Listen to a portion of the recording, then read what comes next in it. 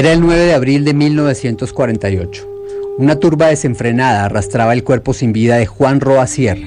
Mientras el cadáver destrozado de este hombre recorría el centro de la ciudad, en otro lugar de Bogotá yacía, también sin vida, el líder popular más importante de la historia de Colombia.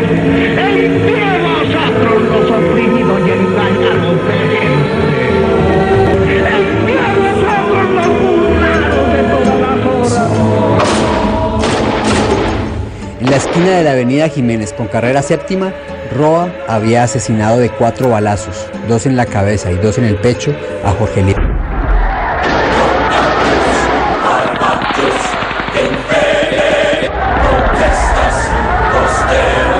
Como si se tratara de los jinetes del apocalipsis, una nube de sangre y fuego que azotaría esta tierra por 10 años.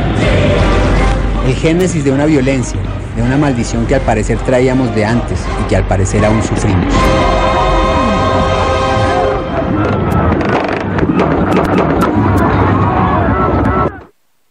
En esos días, Roque Julio Pico tenía 15 años y María, la que sería su mujer, 5. Aún no se conocían, crecieron en medio de esa violencia, fueron testigos del nacimiento de las guerrillas liberales de Guadalupe y de personajes como Sangre Negra y Tiro Fijo. Oyeron de las ejecuciones de los chulavitas, los sicarios de la época al servicio de la oligarquía. Liberales y conservadores se repartieron el poder durante 20 años en un atentado a la democracia conocido como el Frente Nacional.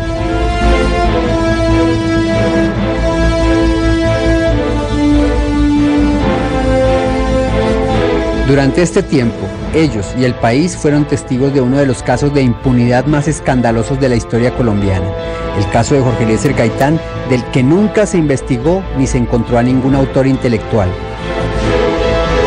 Un crimen del que los mayores sospechosos eran la CIA y el Estado.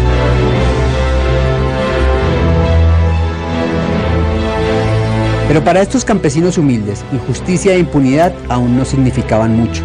Más adelante, esa injusticia y esa impunidad se ensañarían de manera inmisericordia con sus familias.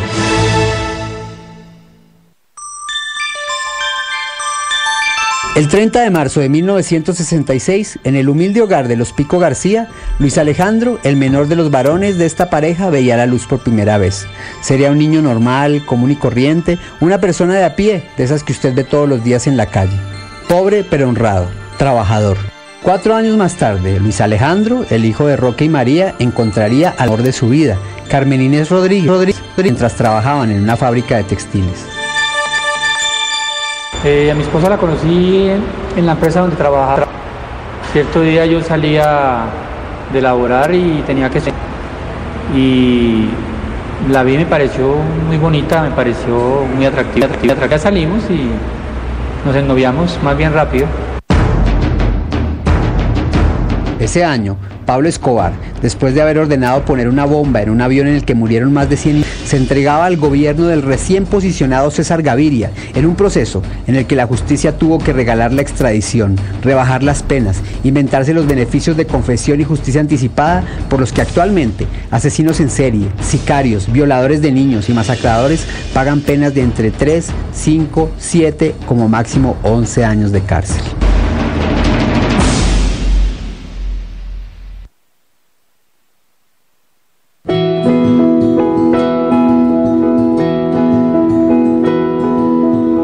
Alejandro y María se casarían en 1992.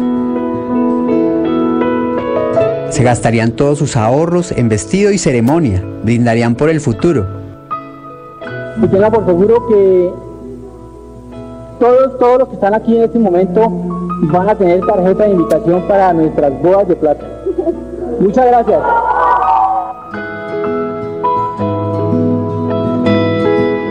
Y después vendría María, la niña. Y en ese ciclo normal que es la vida, construirían un hogar sano, feliz, que en medio de las privaciones normales de la clase trabajadora, este ebanista y esta costurera se encargarían de sacar adelante. ¿Qué podría salir mal si ella lo amaba y él la amaba a ella? Si ellos amaban a sus hijos, si él no tomaba, no fumaba y en sus tiempos libres era árbitro de fútbol. Pero ese mismo año en que se casaron los Pico Rodríguez, Ellos y todos los colombianos nos quedamos a oscuras, en penumbra, víctimas de un racionamiento que nunca habíamos tenido, producto de uno de los casos de corrupción más aberrantes de esta patria boba, por no decir estúpida. El caso del Guavio. Uno de los presuntos responsables del más grande desfalco al país y del apagón, Fabio Puyo, se fugaba de Colombia hacia España después de haberse visto involucrado en la pérdida de alrededor de 2.053 millones de dólares en sobrecostos de ese proyecto. Algo así como 4.106 millones de pesos. Dinero suficiente para pagar gran parte de la deuda externa de este país o acabar con el hambre. A Puyo se le acusó, el caso precluyó, España, la madre patria, nunca lo quiso extraditar a Colombia y este crimen quedó impune.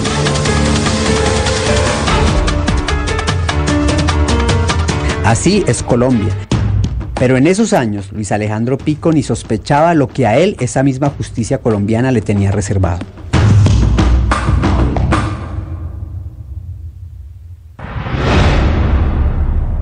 El caso Pico.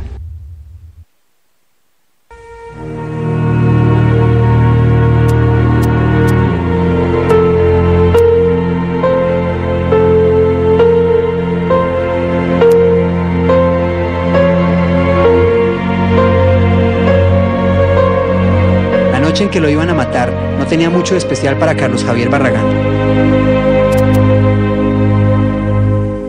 Como en cualquier otro viernes y después de tomarse unos tragos, él, su hermano John Aristides y su amigo Mauricio Ahumada se disponían a comerse un perro caliente en un puesto callejero del barrio Río Negro, al norte de Bogotá, barrio del que todos eran vecinos.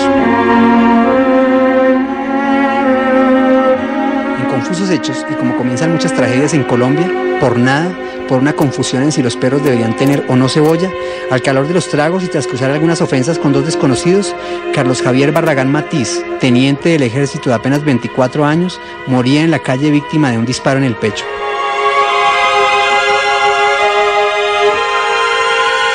Su hermano John y su amigo Mauricio yacían junto a él, heridos también en el pecho y en la cara.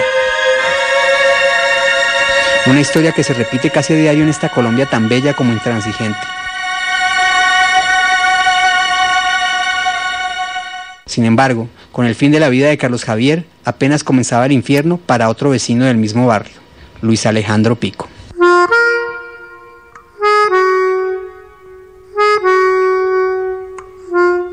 El 16 de diciembre de 1994, día de los acontecimientos, Luis Alejandro Pico, árbitro de microfútbol y ebanista, según algunos testigos, se encontraba en casa de su familia, rezando la novena de Aguinaldos. Lo acompañaba su hija, que ese día cumplía 3 meses de edad. Y llegó fue a ofrecer el rosario. Él lo ofreció ese día como primer día. Siempre veníamos a rezar la novena acá de los abuelos. Después de la novena, como a las 9 de la noche, nos fuimos para la casa con mi esposo. Ignorante, según estas versiones, de lo que estaba pasando en la calle, Luis Alejandro se acostó ese día como cualquier otro. Sin embargo, mientras él dormía y la policía hacía las primeras indagaciones sobre la muerte de Javier Barragán, alguien, nunca se supo quién, dijo que los responsables habían corrido por el callejón de los Pico. Después dijeron que fueron los Pico. ¿Quién fue? ¿Por dónde cogió? ¿Cuántos eran? ¿Cómo estaban vestidos? Eran las preguntas que recorrían las calles del barrio Río Negro. Una sola respuesta, un solo rumor ensartó el destino de Luis Alejandro como una mariposa atravesada en seco por un alfiler. Se fueron por el callejón de los Pico. Eso fue lo que alguien dijo. Basados apenas en este rumor, se desencadenaría uno de los casos jurídicos más extraños y tal vez más injustos que muy probablemente tengan a un inocente pagando una pena de 45 años de cárcel por un delito que todo parece indicar no cometió.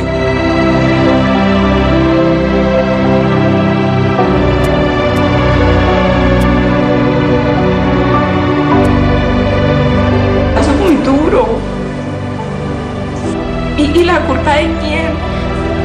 Del juez que lo condenó, de la familia Barragán, del verdadero culpable que se debe estar riendo, de pronto la gente que sabe que mi esposo no es el culpable de eso. Eso es muy duro, Oscar, y uno no haya que pensar con tanto dolor, de verdad que